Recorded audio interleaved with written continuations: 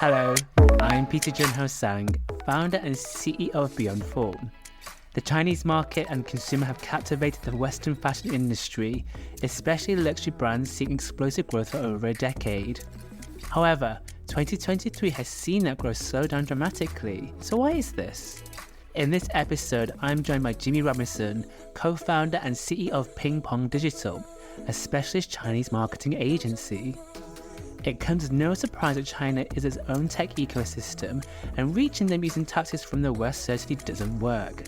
Having worked with some of the fashion's biggest brands, Jimmy takes us through the digital platforms that work best, how Chinese customers behave on the different touch points, and what he thinks brands should be doing when defining their marketing tech stack.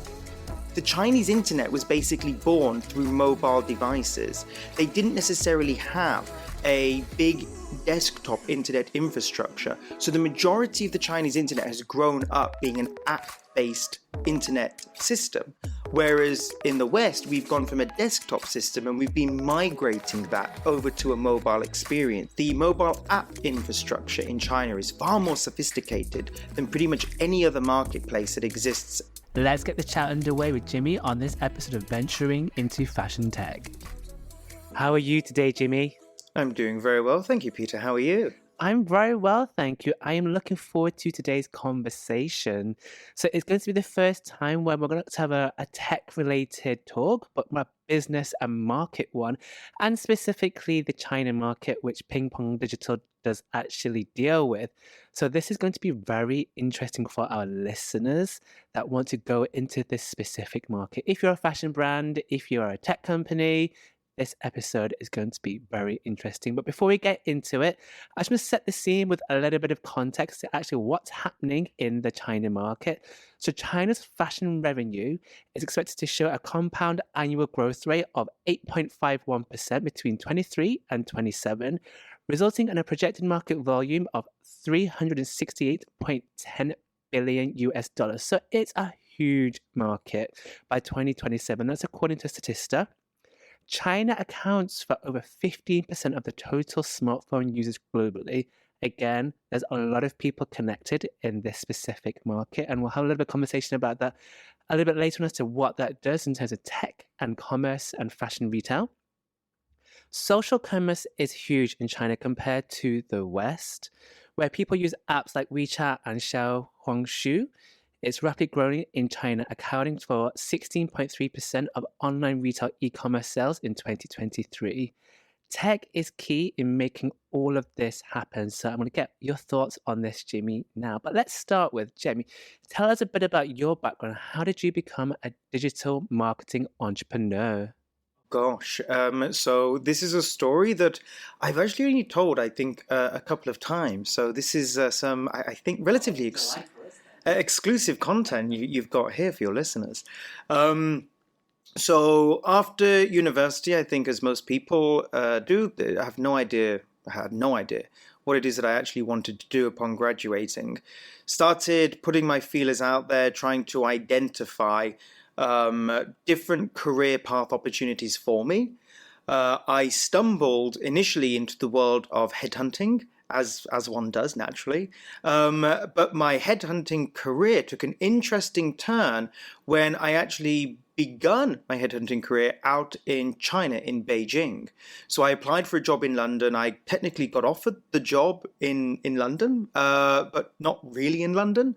So I immediately went out to China, started my professional working career and life out in China, did headhunting for about 6-7 months or so, realized it wasn't necessarily the fulfilling career that I personally was looking for. And my boss at the time basically recommended advertising and marketing to me. He felt that would be a very good fit for me. I agreed. I had a big interest and a passion in this area.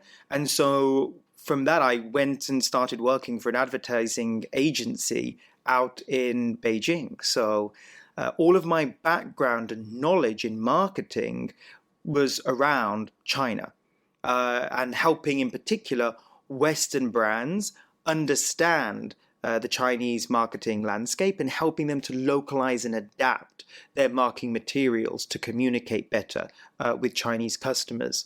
After doing that for a couple of years, went on afterwards to found my own agency, Ping Pong Digital, which is still the agency that I'm spearheading to this very day. And we specialize in helping Western brands reach out and connect with their Chinese audiences. So I've been doing this now for, my gosh, almost a decade. Actually, no, it's been a decade. It's been a long time. And just for context for our listeners, you can speak Mandarin, you studied it. So it's not like you've just popped up in Beijing and started to do a job in Beijing. It's not as easy as that, is it? Yeah, for sure. I'm oversimplifying something that was obviously, it's not something that anybody can just turn up and then instantly you're going to be able to get a job in this area. No, that's not the case. I'd already studied Chinese beforehand. I had a strong understanding of not only the language, obviously, but also the culture. And that helped, obviously, not only to be able to get a professional working career going in China, but has also allowed me to be able to build a professional working career that involves China outside of China. And what is it about China that lured you to this specific market? That's a really good question, actually. I think at the time, I think now people would probably be like, yeah, China, of course, that makes perfect sense. When I started learning Chinese, it was back in 2007. So it was still kind of early-ish days, I guess, of this China coming out that we've kind of seen in the past decade.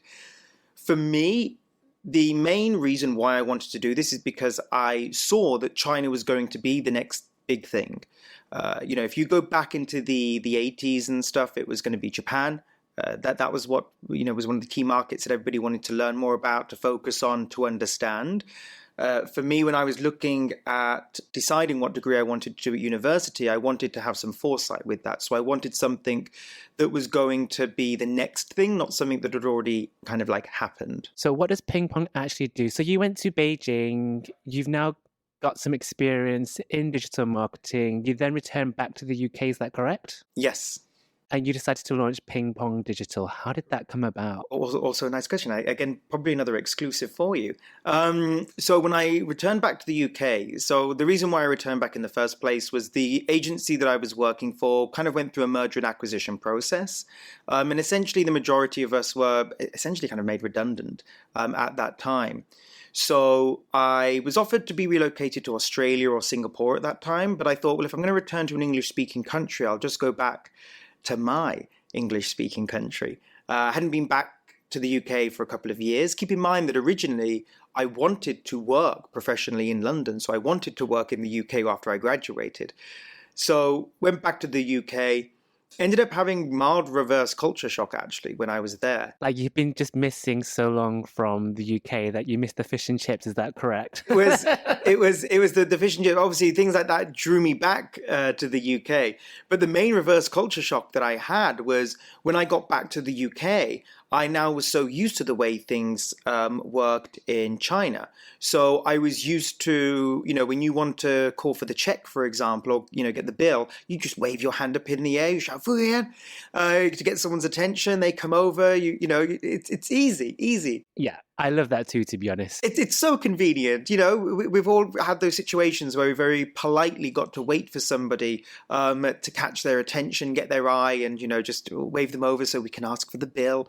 So I had this like weird thing. No one was able to relate to me in the UK. None of my family or friends that I had were really able to relate to this weird reverse culture shock that I was going through. So I put out feelers with a bunch of my friends. In China, I used WeChat, of course, to do this. So on WeChat, I basically said, hey, does anybody know any Chinese people that live in and around Birmingham, which is where I was based just outside of Birmingham at the time, near my hometown. And someone just said, oh, they have a friend who's just moved there from Cardiff, from Wales. And, they can help to link us up. So ended up linking up with this person. His name was River. You will know this, of course. River is my current business partner. So the world and the universe, I guess, have a funny way of working sometimes, because the first person I met back in the UK ended up being my current business partner. Initially, I wasn't necessarily looking to start up a company. I had interviewed around with a bunch of different companies back in London, in the UK, and my goal was to build my career now at a larger agency, because I just come from an agency, and that's what I wanted to do. I wanted to be back in a big agency again. But when I was applying for jobs in the UK, at this point, I'd only had a couple of years worth of work experience. Now, in China, my title was account manager, and I was, working with some big domestic brands in China, and some big international brands as well. But when I got back to the UK, the experience that I had from China wasn't really valued. So they basically offered me an internship. And at the time, I still am, in hindsight, offended that they even thought that that's all I was capable of. Fools on them. Literally, yeah. They missed out. I could have helped to build so much for them, but instead I got to build that myself. So in a part of my language, but in an FU moment, I was like, no, if you guys aren't going to give me the job that I know I'm qualified for, that I have the skill set for and the capabilities to be able to do, I'll just go and do it myself. And that's literally how the company basically got started. And meeting River, who also had this passion and enthusiasm to set up and run a company as well. He had that entrepreneurial spirit and drive. We thought, why not? And so that's literally how it got started. And it was an FU moment, really. And what is the specialism of your agency then? Why is it so difficult for Western brands to go into that market? Sure. I mean, most people would have heard of like the Great Firewall of China. And the Great Firewall of China obviously is created in a completely different ecosystem out in China. So the New York Times actually has a great quote that I like to use on why the Chinese internet landscape, I guess, is quite complicated. And the quote is this: it's almost as if the Chinese internet is a lagoon. In that lagoon, there were swamp monster apps that bear some resemblance to the creatures in the ocean, but have mutated in some ways. So what this essentially means is that, you go back in the day, you go back to when I was living in China, they had a Facebook knockoff. All of the apps that we were used to using here, you would basically just see like a knockoff version with a different name that existed out in China. That changed a lot. Over the last decade or so, we've seen this entire new internet landscape and infrastructure be built out of a different need and general trend, or tech trend, I guess. The Chinese internet was basically born through mobile devices. They didn't necessarily have a big desktop internet infrastructure. So the majority of the Chinese internet has grown up being an app-based internet system. Whereas in the West, we've gone from a desktop system and we've been migrating that over to a mobile experience and a mobile environment.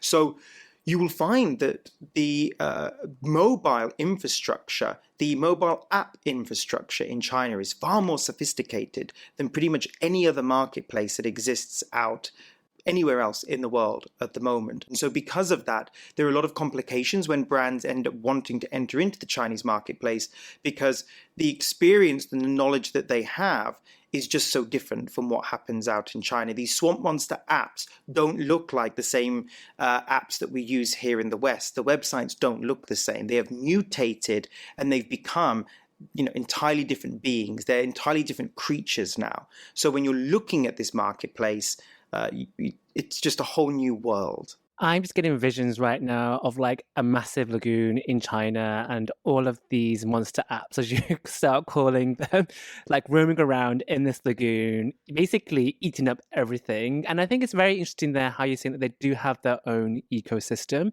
of apps, software devices that we just don't have here in the West. And the many times that I have been to China as well, it is just a completely different world as to how they approach using their handheld devices and how they use their apps actually in their daily lives. So as I mentioned there in the introduction, the fact that 15% of users connected to smartphones is globally in China, that's a huge amount. In addition to that as well, another great statistic here is that 1 in 5 people who accesses the internet on this planet is Chinese. 1 in 5. So 20% basically. So that's a lot of people considering, the market of China is over 1 billion people. That's a very large nation.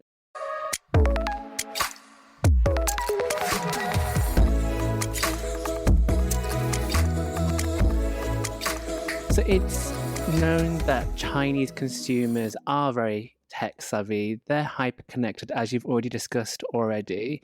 How does this affect the way fashion brands should approach crafting a narrative to the Chinese consumers, and specifically what tech should they be using? We've all heard of some of the mistakes that fashion brands have made in China, right? I think you think back to Dolce & Gabbana. We, of course, actually have our own podcast, by the way, Inside China. And our very first episode that we ever did was talking about this Dolce & Gabbana scandal that happened in China. So if anybody ever wants to check that out, Inside China. I'm sure Peter will include a link in the... Yes, I will include the link. Thank you very much. And it's a great example, though, of how the arrogance of some brands in thinking that they can just take what they think is true about China and then try and make that work in this marketplace. So rather than actually trying to truly understand, to localize and adapt to Chinese habits, Chinese tastes, they will just take what they think to be true about this and then try and push that into the marketplace. And that is an approach that for a very few brands might work for them, but for the vast majority of brands, it doesn't work for them. And they have to localize and adapt everything to Chinese tastes, to Chinese customs, and to understand, most importantly, Chinese culture. And this is the issue that Dolce & Gabbana encountered with their ad campaign where they had the model eating pizza with chopsticks. That was just a really bad campaign, to be honest. I remember that from a couple of years ago. That was a proper faux pas. No. It was terrible. This was just a case of not understanding things from a creative standpoint, right? If we're talking about things from a tech standpoint, there are some companies that do this very, very well. And big fashion brands, Burberry is a great example of this. Burberry actually was one of the first fashion brands to work very, very closely with WeChat in order to adopt all of the new features and functions that WeChat kind of wanted to experiment with. They hadn't really launched these features out just yet. And Burberry went up to WeChat and said, hey, we'll experiment with you on the latest and greatest new features and functions that you've got. And we'll launch that through our own WeChat channel. So Burberry went into China not thinking we're just going to use the same brand assets, the same tech, the same strategies that have worked well for us in the West. They didn't do that. They went up to Chinese platforms and went up to the Chinese experts and basically said, what can we do to make sure that we are going to be at the forefront of what's going to work in China?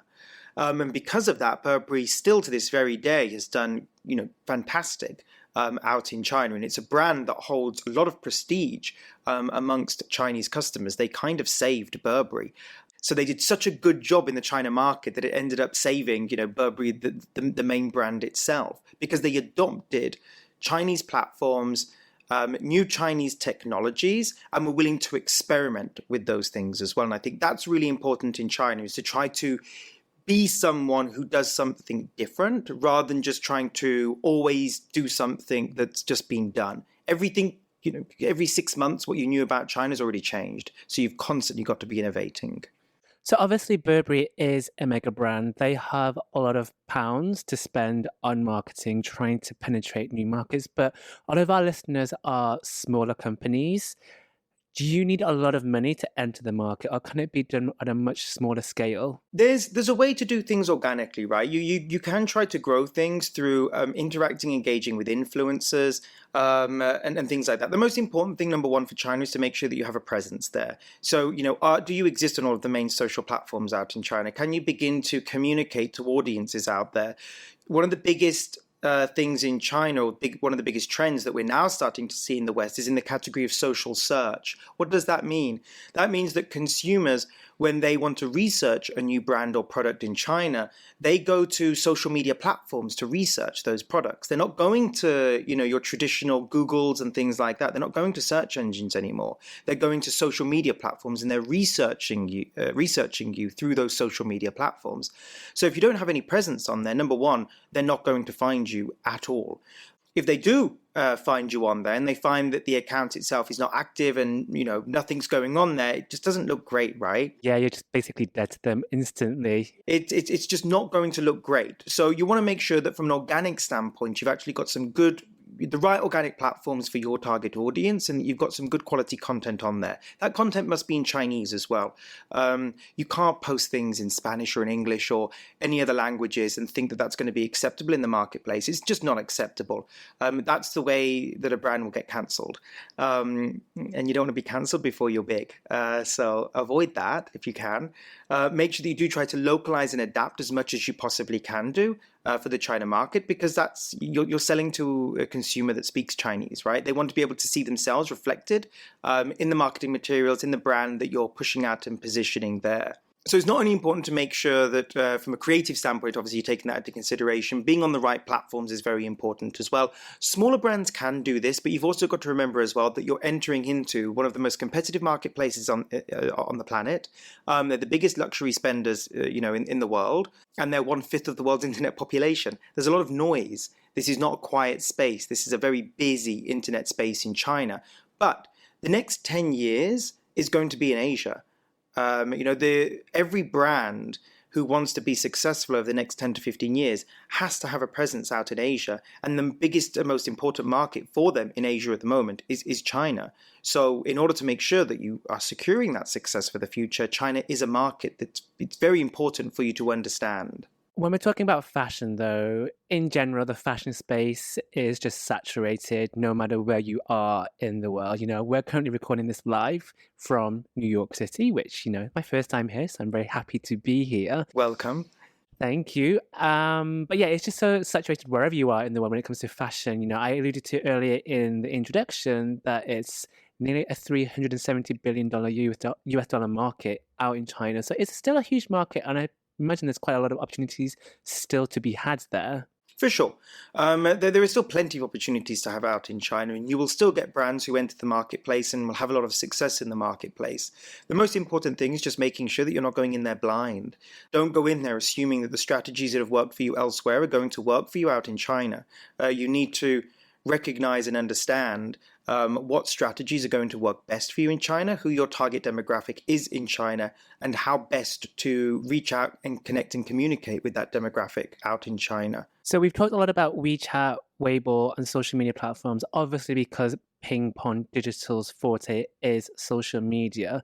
But when we're talking about just marketing and crafting narratives, it can now go much more beyond social media, especially when it comes to technology. So, for example, we can create beautiful, engaging worlds in the metaverse via VR. We can create, interactive experiences in AR. How can such technologies now evolve the way these narratives are being built? I think China here as well genuinely is leading the world. So, for Shanghai Fashion Show, I think it was earlier this year, they actually held a metaverse fashion show. And they had a bunch of big brands that participated in this. For some of the big shopping festivals, they've turned your creators, I should say, these giant big shopping malls in the metaverse where you can go in there and you can go and shop actually in different brand stores and purchase things in this virtual reality. And this is with the current technology that we have in this space, which kind of sucks a bit. You look at what's coming out from Meta and stuff like that. It feels like something like from Second Life, if you remember Second Life, which is it's like 20 years old. Exactly. That's very retro. It brings back a lot of memories as well. But it was like the first version of the metaverse, really. Yeah, for sure. I mean, it's showing your age here that you remember that. Thanks. So it's that's literally what we still have now. It's rubbish. It's not very good. China is still leading the world in this way. So it's still adopting these metaverse technologies, these Web3 technologies, and trying to make them work in different ways. It's still an experiment. Have they figured things out yet? Not necessarily. Is the experience great? Nah, it's okay. What's it going to be like next year? What's it going to be like when the Apple Vision comes out, for example? And all of a sudden now we're going to be presented with a whole new version of what VR and AR, what Web3, what the metaverse could actually be, what it could look like for consumers. I would say that we're going to be looking to see what comes out of China to lead the rest of the world in these areas. And I think there will be some exciting things coming out of this space out in China. And like I said, they're already doing it. Who else has been running fashion shows in the metaverse that actually gets any real traction? Nobody. It's like this weird vanity project that people do that doesn't really have any traction in reality. But in China, it's something that actually has real, tangible traction. And I think that's only going to evolve over the coming years. Are you yet in the metaverse? Do you spend time in there? I do not, because it sucks right now. So you still want to get the headache of putting your Oculus Quest on and wandering around for hours? I get motion sick. Me too. Yeah, they're really not very pleasant, and they're not great. I don't enjoy them very much. But I get the same. I get car sick, seasick, and I'm not good with video games either if the character's always jumping around. So I struggle a little bit with all of these different things. And VR headsets are not great for me personally. It's one of the challenges again, right? Because I'm not alone in this space. I know a lot of friends who, when they put their VR headsets on, they'll play it for like 10 minutes. They take it off, like, oh, I'm feeling a bit nauseous. So, it's something that people have to figure out. How can we overcome these kinds of difficulties and challenges? How can we make it so that when you're sat on the sofa and you're in a stationary position, that you can still experience everything, and stay in that world for a significant amount of time? And I think the amount of time that people spend on this will decide whether or not it can be successful or not. If you can sit there and spend hours on there comfortably, you'll be successful in that, just as you are with your smartphone. You sit there, you spend hours on it, the smartphone is successful. Anything where you can get people to sit down and spend a lot of time on will be successful. And that's what is needed with VR and AR technologies. Not necessarily China specific. This could be anywhere in this world. What do you think is the future then of digital storytelling and creating marketing campaigns? I think now people want something more true and authentic. Long gone, right, are the days when influencers would have these overly produced, beautiful pictures that they would just post on Instagram, right? Where you've got like a flowy dress or something. You still get those sometimes, but now people want true, authentic voices. Gen Z, and now we should even be talking about Gen Alpha, because they're coming up very quickly. They're online, and it's terrifying. I don't know if they should be necessarily online just yet, but they're already there, and we can't stop that from happening. This is the generation that use apps like Be Real, right? They want things to feel true, to feel authentic. They don't want to be sold to. The things that they care about are evolving and changing. They're more into sustainability, into green technologies. They want to understand what a brand's ethos is. What are your moral stances on certain things? This is what the new generation is going to be demanding. This obviously will play into the kinds of technologies we'll be using in the future. How can we begin to have more authentic voices? We can use applications, obviously, or social platforms like TikTok to have maybe more authentic voices and have more authentic conversations with our consumers, rather than just posting up a picture and hoping for the best. But we'll see what happens, I guess, with the advent of these new technologies that will be coming out of the next few years. So I just want to finish off this episode with a quick fire round of questions. So the first answer that comes to your head, are you ready? Go on. Favorite Chinese ad campaign by a fashion brand? Ooh. Do you know what? There's a brand called Li-Ning. It's kind of like the Nike of China. They are doing some really cool stuff just now. They've been on a few different catwalks, appearing in different fashion shows around the world as well. They've got some super cool campaigns that are out there. I'll just say Li-Ning, the brand itself, because I've been a fan of a lot of the stuff that they've been pushing out there. Favorite platform to launch a campaign on? I think the current one that I would kind of recommend to people is Xiaohongshu. Look, for our context of our listeners who probably don't know what they do, what is it? Red is an influencer-driven social media platform out in China. The thing that I like about Red is that it feels a lot more true and a lot more authentic. And Red themselves as a company have made sure that their influencers aren't just constantly there selling, but are producing really good high-quality content for their audiences. So it's a great platform for brand advocacy. Online or offline campaign? Online. One mistake that fashion brands always make when trying to craft a story to the Chinese consumer. Oh, God. Back to what we just said earlier, thinking that they already know all the answers and that they understand China. One piece of advice to give to a budding entrepreneur. Just do it. Just do it. We get that quite often. Just do it. Do whatever's inside your head and take the leap of faith. I think most people think that some people have all the answers to things. The reality is that none of us have, or none of us had the answers before we begun something.